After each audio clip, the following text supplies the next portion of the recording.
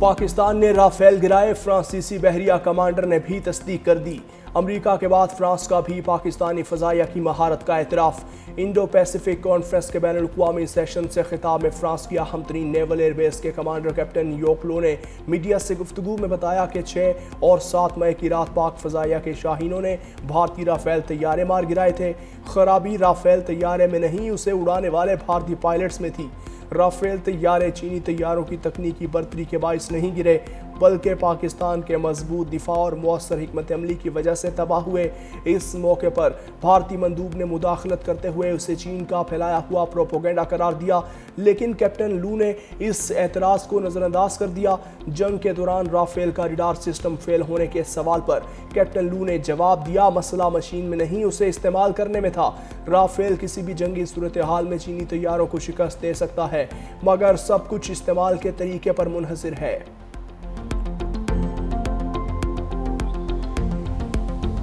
तेजस तैयारा हादसे का जिम्मेदार कौन, तहकीकात शुरू। पायलट की गलती थी या मशीनी खराबी, फैसला तहकीकात के बाद होगा। फ्लाइंग रूल्स की खिलाफ वर्जी के इम्कान को भी देखा जाएगा। दुबई एयर शो की फ्लाइंग कमेटी भी तहकीकात का हिस्सा।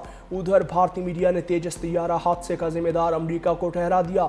गोदी मीडिया ने तेजस हादसा भारतीय नाअहली छुपाने के लिए मामला अमेरिका इंजन पर डाल दिया। जनरल रिटायर्ड बख्शी और अर्नब गोस्वामी ने हादसे की जिम्मेदारी अमरीकी इंजन पर डाली।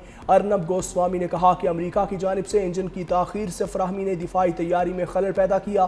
तेजस अमरीकी जनरल इलेक्ट्रिक के बनाए हुए इंजन से चलता है। अमरीकी हुकूमत ने जदीद इंजन की डिलीवरी सुस्त करने की कोशिश की। हमने $1 अरब नकद अदा किए थे, हमें इंजन 2 साल पहले मिलना चाहिए था।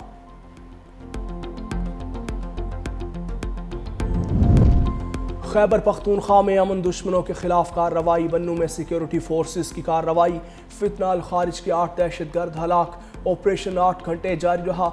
हलाक दहशतगर्दों में एक की शनाख्त रसूल उर्फ कमांडर और अरियाना के नाम से हुई। हलाक दहशतगर्दों से भारी असलहा भी बरामद। उधर बन्नू में तखरीब कारी की एक कोशिश नाकाम बना दी गई।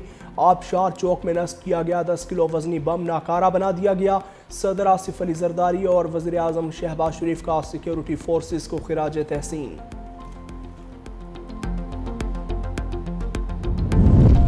कौमी असम्बली की 6, पंजाब असम्बली के 7 हलकों में कल इलेक्शन इंतखाबी सामान की तरसील का काम जारी। NA 18 में शहरनाज और बाबर नवाज खान में कांटे का मुकाबला होगा। NA 129 में नून लीग के हाफिज नुमान और आज़ाद उम्मीदवार अरसलान अहमद मैदान में। NA 185 में नून लीग के सरदार वकार और दोस्त मोहम्मद खोसा में जोड़ पड़ेगा। NA 96 में लीगी उम्मीदवार बिलाल बदर का नवाब शेर वसीर से मुकाबला होगा। NA 104 में लीगी उम्मीदवार राजा दानियाल का आज़ाद उम्मीदवार राना अदनान से मुकाबला होगा। NA 143 में नून लीग के तुफैल जट का ज़रार अकबर चौधरी से सामना होगा। कोई दबाव खातिर में ना लाएं, गैर जानिबदारी यकीनी बनाएं। इलेक्शन कमीशन ने कल के ज़िमनी इलेक्शन के लिए हिदायत जारी कर दी। कहा, ज़ाब्ता इखलाक की खिलाफ वर्जी पर ज़ीरो टॉलरेंस पॉलिसी है। उधर पंजाब और खैबर पख्तूनख्वा में ज़िमनी इलेक्शन सिक्योरिटी सख्त। लाहौर, फैसलाबाद, साहिवाल, DG खान, हरिपुर समेत मुतल्लिका हलकों में क़याम अमन के लिए फ़ौज तैनात करने की मंजूरी। फ़ौजी दस्ते आज से 24 नवंबर तक तैनात रहेंगे। जजिस transfer case, Islamabad high court के जजिस की इंट्रा कोर्ट अपील आईनी अदालत में समाअत के लिए मुकर्रर। जस्टिस समीनुद्दीन समेत 6 रुकनी बेंच 24 नवंबर को समाअत करेगा। इस्लामाबाद हाई कोर्ट जजिस ने आईनी अदालत में समाअत को चैलेंज कर दिया।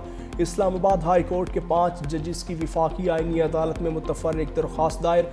दरख्वास्त में कहा गया कि यह दरख्वास्त विफाकी आईनी अदालत में ट्रांसफ़र नहीं हो सकती थी।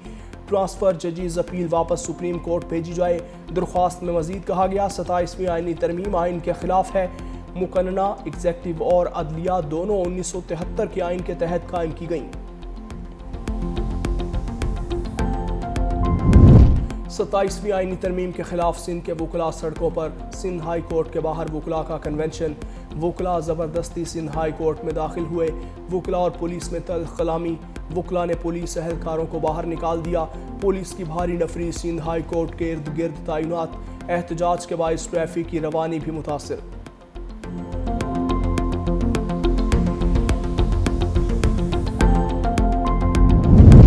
IMF से 10 रोज़ा तकनीकी बातचीत मुकम्मल। पाकिस्तान ने सप्लीमेंट्री ग्रांट्स के स्पेशल ऑडिट का मुतालबा मान लिया। वफाकी हुकूमत के इख्तियारात महदूद करने का भी मुतालबा मान लिया। आइंदा बजट के लिए टैक्स पॉलिसी, बजट साजी, पब्लिक फाइनेंस मैनेजमेंट में तब्दीली पर मुशावरत। IMF टेक्निकल वफ्द बजट में अहम तब्दीलियों की तजावीज़ देकर वापस रवाना। आइंदा माली साल के लिए बजट तजावीज़ पर टेक्निकल रिपोर्ट जनवरी में वजारत ख़जाना को दी जाएगी। Public finance management digitise plan तश्कील देना, PFM डिजिटाइज प्लान की निगरानी के लिए कमेटी तश्कील करना शामिल। हुकूमत बताए 5300 अरब रुपए कहाँ गए। करप्ट तबके की फहरिस्त जारी की जाए। ओपोजिशन इत्तेहाद का हुकूमत से मुतालबा। प्रेस कॉन्फ्रेंस में तैमूर सलीम झगड़ा ने कहा कि वज़ीर आज़म जवाब दें, IMF रिपोर्ट झूठी है या सच्ची। IMF कह रहा है पाकिस्तान में करप्शन है। हमारा सवाल है कि IMF रिपोर्ट में ताख़ीर क्यों की गई। 27वीं तरमीम मज़ीद मुआशी नुकसान पहुँचाएगी।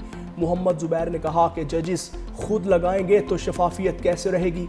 गैर शफाफ फैसलों से बैरूनी सरमायाकारी गायब हो गई। शफाफ पॉलिसी ना होने से अमीर मजीद अमीर, गरीब मजीद गरीब हुआ। पाकिस्तान में बेरोजगारी की शरह में इजाफा। लेबर फोर्स सर्वे 2024-25 के मुताबिक बेरोजगारी की शरह 7% होने लगी है। 2021-22 में बेरोजगारी कम होकर 6.3% हो गई थी। हुकूमत ये आइंदा हफ्ते बाज़ाब्ता तौर पर जारी करेगी। देही खवातीन, घरेलू मुलाजमीन, किसान भी बेरोजगार कैटेगरी में शामिल थे। बेरोजगारी सबसे ज़्यादा 15 से 24 साल तक के नौजवानों में थी। वफाकी हुकूमत ने सोने की दरामद और बरामद पर आयद पाबंदी ख़त्म कर दी। वफाकी काबीना की मंजूरी के बाद वजारत तिजारत ने पाबंदी ख़त्म करने का नोटिफिकेशन जारी कर दिया। सोने की आलमी तिजारत से मुतालिक मुअत्तल शुदा SRO बहाल कर दिया। कीमती धातुओं ज़ेवरात की दरामदात पर मुतल्लिक बाज़ तरामीम भी की गई। रवां साल मई में सोने की एक्सपोर्ट और इम्पोर्ट पर पाबंदी आयद की गई थी। वजारत तिजारत ने 6 मई 2025 को सोने की तिजारत मुनज़्ज़म करने वाला SRO 60 रोज़ के लिए मुअत्तल किया था। सोने की स्मगलिंग की शिकायत पर एक्सपोर्ट और इम्पोर्ट पर पाबंदी लगाई गई थी। उधर फ़ी तोला सोने की कीमत में 2300 रुपये इजाफा, कीमत 4,28,862 हो गई। रेलवे का निज़ाम मुल्क की मईशत के लिए रीढ़ की हड्डी की हैसियत रखता है। वज़ीर आज़म की रेलवे के प्रॉपर्टी पर पब्लिक प्राइवेट पार्टनरशिप मॉडल इख्तियार करने की हिदायत। वज़ीर आज़म मोहम्मद शहबाज शरीफ की ज़ेर सदारत पाकिस्तान रेलवेज़ के अमूर पर अहम इजलास। ब्रीफिंग में बताया गया कि कराची सिटी रेलवे स्टेशन से डिजिटल विंग ब्रिज का पायलट प्रोजेक्ट शुरू किया। रावलपिंडी रेलवे स्टेशन में मसनूई जहानत से काम करने वाले 148 सर्विलेंस कैमरे नस्ब किए गए। रेलवे स्टेशन पर ATM मशीनें नस्ब की जा रही हैं। 4 ट्रेन का आउटसोर्स किया जा चुका, मजीद 11 ट्रेन को आउटसोर्स किया जाएगा।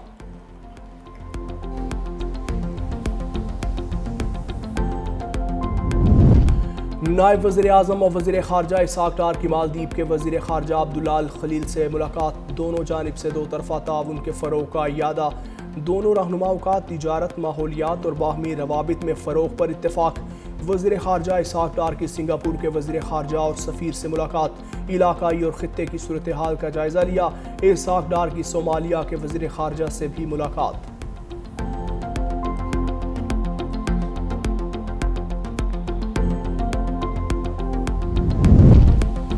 पंजाब में बहुत कुछ कर चुके और बहुत कुछ होने जा रहा है। वज़ीर आला मरियम नवाज़ की नेशनल डिफेंस सिक्योरिटी के वफ़द से गुफ्तगू। कहा, मेरिट, शफाफियत और बर वक्त फ़ैसला साजी गुड गवर्नेंस के रहनुमा उसूल हैं। बर वक्त फ़ैसला साजी के लिए हिम्मत और फिर काबिलियत भी दरकार होती है। एहतसाब न होने पर पब्लिक सेक्टर में परफॉर्मेंस ज़ीरो हो जाती है। वोट न मिलने का डर हो तो कोई अच्छा काम नहीं किया जा सकता। मेरिट का निफाज और सिफारिश की नफ़ी हमारा नस्बुलैन है। कोई कह दे कि मैंने किसी की सिफारिश की है तो इस्तीफ़ा दे सकती हूँ। मुमकिन है निचले लेवल पर करप्शन पूरी तरह कंट्रोल में ना हो, मगर अब टॉप लेवल पर बिल्कुल मुमकिन नहीं। कैदियों से मुलाकातें करवाने से वज़ीर आला पंजाब का कोई लेना देना नहीं। वज़ीर इत्तलात पंजाब अज़मा बुखारी का सुहेल आफरीदी के ख़त पर जवाब। कहा, वज़ीर आला पंजाब कभी भी किसी सरकारी ऑफिसर के काम में मुदाखलत नहीं करती। जेल रूल्स के मुताबिक सियासी मीटिंग्स की इजाज़त नहीं होती और जेल सुपरिटेंडेंट इस हवाले से फ़ाइनल अथॉरिटी है।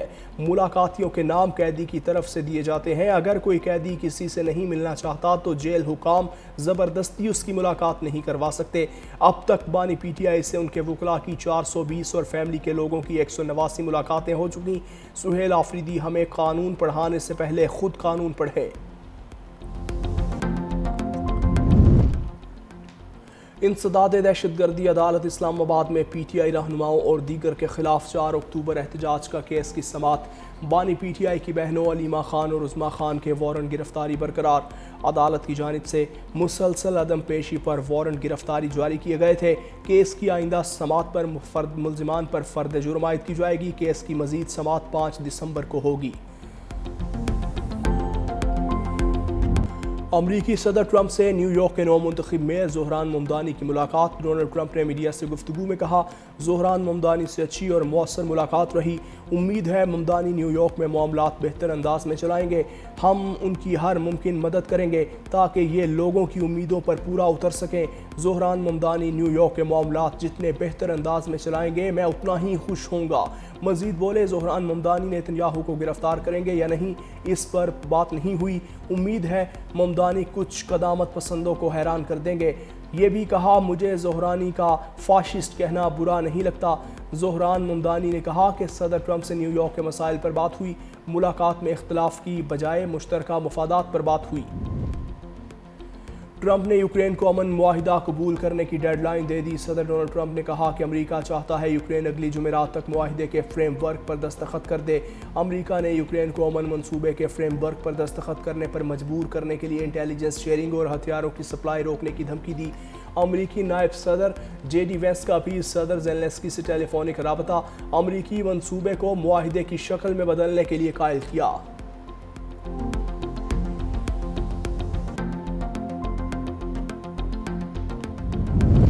रूसी सदर पुतिन ने यूक्रेन से जंगबंदी के लिए अमरीकी अमन मंसूबे की हिमायत कर दी। खबरदार किया, यूक्रेन ने मुआहिदे को मुस्तरद किया तो वो मजीद इलाकों पर भी कब्जा कर सकते हैं। तस्दीक की कि अमरीकी मंसूबे में रूस के कई अहम मुतालबात को शामिल किया गया। अमरीकी दस्तावेज़ में कुछ ऐसी शिकें शामिल हैं जिन पर बातचीत की जा सकती है। सदर ज़ेलेंस्की को पैगाम देते हुए रूसी सदर बोले, अमरीका का 28 निकाती अमन मंसूबा यूक्रेन के लिए हतमी अमन मुआहिदे की बुनियाद बन सकता है।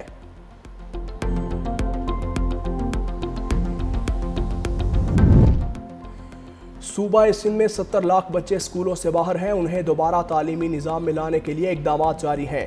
कराची में CVU वॉक पर बाद वज़ीर आला मुराद अली शाह की मीडिया से गुफ्तगू। कहा, आउट ऑफ स्कूल बच्चों की बड़ी वजह गुर्बत और सहूलियात की कमी है। वालिदैन बच्चों को कम उम्री में काम पर लगा देते हैं।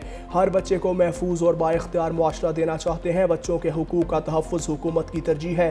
कम उम्री की शादी के क़वानीन पर सख्त कार्रवाई होगी। दीगर सूबों में भी कानून साजी की ज़रूरत है।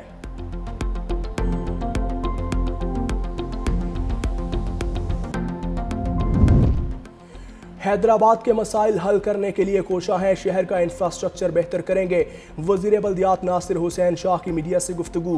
कहा, हैदराबाद के मसाइल ज़्यादा हैं जिन पर काम कर रहे हैं। इस शहर के कुछ मंसूबे मुकम्मल हुए, कुछ पर काम हो रहा है। हैदराबाद म्यूनसिपल कॉरपोरेशन के तमाम मसाइल हल करेंगे।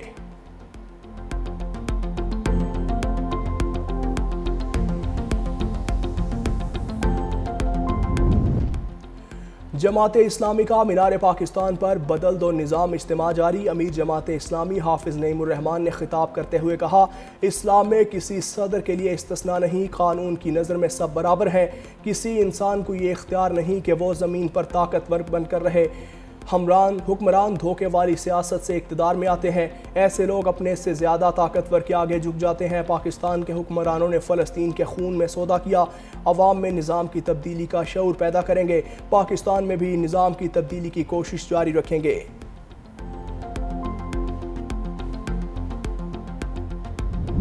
पंजाब हुकूमत के इकदामात के बावजूद आलूदगी कम न हुई। सियालकोट का पाकिस्तान के आलूदा तरीन शहरों की फहरिस्त में पहला number. AQI 225 record. Lahore 215 AQI के साथ दूसरे नंबर पर मौजूद। गुजरांवाला, मुल्तान, जेहलम, बहावलपुर, रावलपिंडी की फ़ज़ा भी आलूदा। शहरियों की बड़ी तादाद आँख, गले और सांस की बीमारियों में मुब्तला।